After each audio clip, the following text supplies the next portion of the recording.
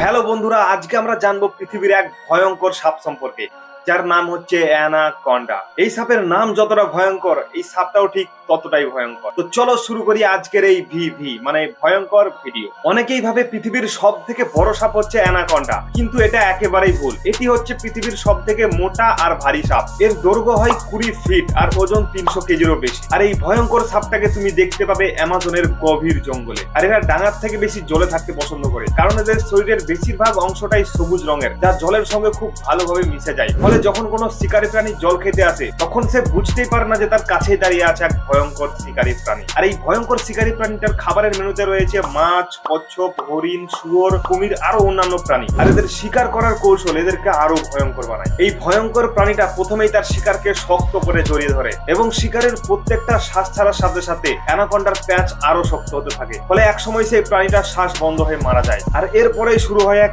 অবাক করা ঘটনা। অ্যানাকন্ডা তার শিকারকে ধীরে ধীরে গিলতে শুরু করে। আর এটা শুনে তুমি অবাক হবে, একটা অ্যানাকন্ডা তার শরীরের থেকেও মোটা শিকারী প্রাণীকে গিলে ফেলতে পারে। আর এরা যদি কোনো ঠিক মতো বড় সড়ো শিকার পায়, তাহলে এদেরকে কয়েক মাস পর্যন্ত খাবারের জন্য আর কোনো শিকার ধরতেই হয় না। মানে একবার খাবার খাওয়ার পর এরা কয়েক মাস না খেয়ে কাটিয়ে দেয়। আর সব থেকে অবাক করা ব্যাপার হলো যে এই অ্যানাকন্ডারা কোনো ডিম পারে না, বরং এরা সরাসরি বাচ্চা জন্ম দেয়। আর একটা স্ত্রী অ্যানাকন্ডা একবারে 20 থেকে 40টা পর্যন্ত বাচ্চার জন্ম দিতে পারে। কিন্তু মা অ্যানাকন্ডা বাচ্চা জন্ম দেওয়ার পর তাদের ঠিকভাবে দেখাশোনা করে না, ফলে বেশিরভাগ বাচ্চারাই অন্যান্য প্রাণীর শিকার হয়ে যায়। তাই অ্যামাজনের জঙ্গলে তুমি যদি কোনোদিন ঘুরতে যাও আর জলের ভেতর যদি কোনো কাঠের টুকরো দেখতে পাও, তাহলে ভালো করে পর্যবেক্ষণ করে নিও, ওটা কি সত্যি কাঠের টুকরো না অন্য কিছু।